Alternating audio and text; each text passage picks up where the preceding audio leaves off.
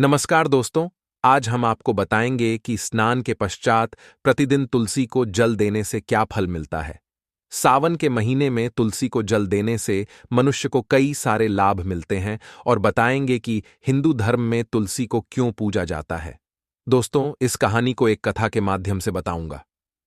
एक बार जब भगवान शंकर कैलाश पर्वत पर अपनी तपस्या में लीन थे, तभी माता पार्वती उनके पास आकर बैठ जाती हैं। माता पार्वती ने भगवान शंकर से पूछा कि सावन मास में तुलसी की पूजा करने से क्या फल मिलता है। तब भगवान शंकर ने माता पार्वती के प्रश्न का जवाब एक कथा के माध्यम से दिया।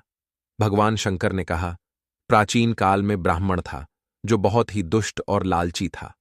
यह कहने को तो ब्राह्मण था, परंतु यह शिकार पर भी जाता और जानवरों का शिकार करके उन जानवरों का मांस भी खाता। यह ब्राह्मण बहुत ही निर्दय और क्रूर था। इसने कभी भी किसी आदमी का भला नहीं किया। जब कोई आदमी मुसीबत में होता था, तब भी यह ब्राह्मण उसे आदमी की सहायता नहीं करता। एक दिन जब यह ब्राह्मण घर से शिकार करने के लिए निकला, तब जंगल में कई सारे ब्राह्मण माता तुलसी की पूजा कर रहे थे।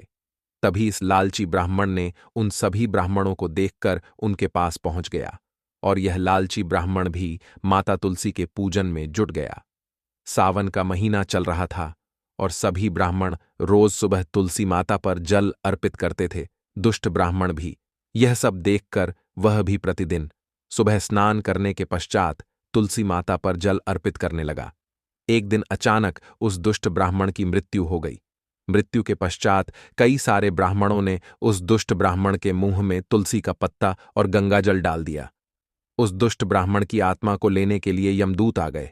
यमदूत उस दुष्ट ब्राह्मण को यमराज के पास ले गए। यमराज ने कहा, इस दुष्ट ब्राह्मण ने बहुत सारे पाप किए हैं और कई मासूम जानवरों को मारा है। इस दुष्ट ब्राह्मण को नरक में डाल दो। तभी वहां पर भगवान विष्णु आ जाते हैं। भगवान विष्णु ने कहा, भले ही ये दुष्ट ब्राह्मण ने पाप किया है, लेकिन यह सावन के महीने में तुलसी माता को प्रतिदिन स्नान करने के पश्चात जल अर्पित करता था, इसलिए इसे नरक में नहीं बल्कि स्वर्ग में जगह मिलनी चाहिए। भगवान विष्णु यह सब बात बताकर वहां से चले जाते हैं। तभी यमराज ने अपने दूतों को इस दुष्ट ब्राह्मण को स्वर्ग में डालने के लिए कहा। यमराज के दूतों ने दुष्ट ब्राह्मण को स्वर्ग में डाल दिया। भगवान शिव कहते हैं, जैसे हमें कैलाश पर्वत प्रिय है, वैसे ही जो तुलसी की पूजा करता है वह कभी नरक में नहीं जाता और उस इंसान की कभी दुर्गति नहीं होती। मित्रों, एक और कथा के माध्यम से जानेंगे कि तुलसी की पूजा क्यों की जाती है। एक बार की बात है, जब गुरु अपने शिष्यों को पढ़ रहे थे, तब शिष्य ने गुरु से प्रश्न किया कि हम लोग तुलसी को ही क्यों पूजते हैं। तो गुरु ने अपने शिष्य को एक कहानी के माध्यम से बताया। कहा, प्राचीन काल में तुलसी एक लड़की थी जिनका नाम विशाखा था। विशाखा का जन्म एक ब्राह्मण परिवार में हुआ था। जन्म से ही इनका का पालन पोषण उनकी नानी के यहां हुआ। विशाखा विष्णु भगवान की परम भक्त थी। इनका विवाह दानव कुल के राक्षस मंशा से हुआ माना जाता है। मंशा समुद्र से उत्पन्न हुआ था। एक बार राक्षस और देवताओं में युद्ध हुआ। मंशा के युद्ध में जाने से पूर्व विशाखा भगवान विष्णु के पूजन में जुट गई। युद्ध में मंशा को देवी देवता पराजित नहीं कर पा रहे थे और यह युद्ध कई दिनों तक हुआ और सभी देवी देवता परेशान हो गए। तो सभी देवी देवता भगवान विष्णु के पास गए और कहा, हमें मंशा को पराजित करने का उपाय बताइए।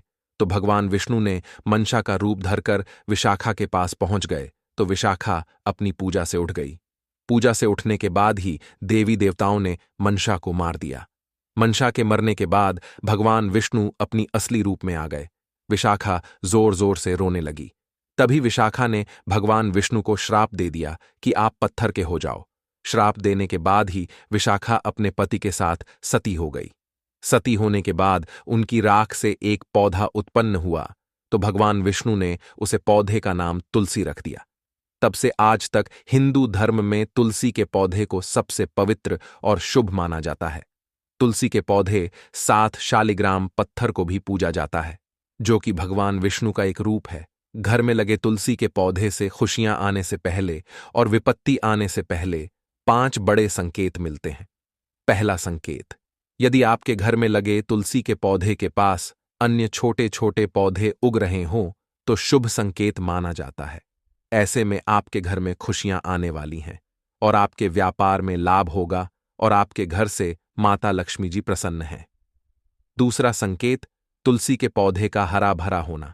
यदि आपके घर में लगे तुलसी का पौधा हरा भरा है तो आपका परिवार हमेशा खुश रहेगा और घर में शांति का माहौल बना रहेगा। और तुलसी के पौधे से हरे भरे होने से माता लक्ष्मी का वास आपके घर में बना रहेगा। तीसरा संकेत, तुलसी के पौधे का अचानक से सूख जाना। यदि आपके घर में लगा तुलसी का पौधा अचानक सूख जाता है तो आपके घर में हमेशा अशांति का माहौल बना रहेगा और परिवार में रहने वाले लोग बीमार भी हो सकते हैं और आपके व्यापार में भारी नुकसान भी हो सकता है। चौथा संकेत, तुलसी के पत्तियों का गिरना। यदि तुलसी का पत्ता पीला पड़कर गिरता है तो यह प्रकृति का नियम है, लेकिन अगर तुलसी का हरा भरा पत्ता जमीन पर गिरता है तो अशुभ संकेत है। आपके परिवार में ऐसा कोई कार्य किया जा रहा है जो माता लक्ष्मी को नहीं पसंद, जैसे कि घर में मांस मछली का सेवन करना, घर में प्रतिदिन लड़ाई होना। पांचवा संकेत, घर में लगे तुलसी के पौधे के पास चींटियों का आना। यदि आपके घर में भी तुलसी के पौधे के पास चींटियां आती हैं तो आपको दान पुण्य अवश्य करना चाहिए। दान पुण्य करने से माता लक्ष्मी आपके घर में हमेशा बनी रहेंगी। लेकिन अगर तुलसी के पौधे के पास मकड़ी का जाल है तो उसे तुरंत ही हटा दें। तुलसी के पौधे के पास मकड़ी के जाले का होना अशुभ संकेत है। तुलसी के पौधे के पास भूलकर भी यह चीज ना रखें। पहला, तुलसी के पौधे के पास गंदे कपड़े ना रखें।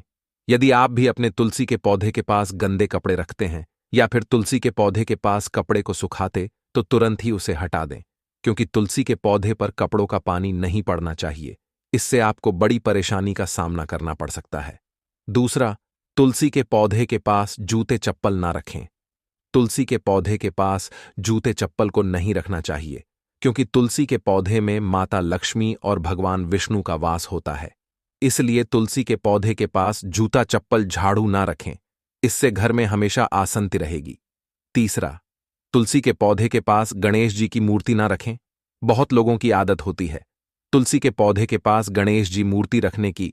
गणेश जी की पूजा में तुलसी के पौधे को शामिल नहीं किया जाता, इसलिए तुलसी के पौधे के पास गणेश जी की मूर्ति ना रखें।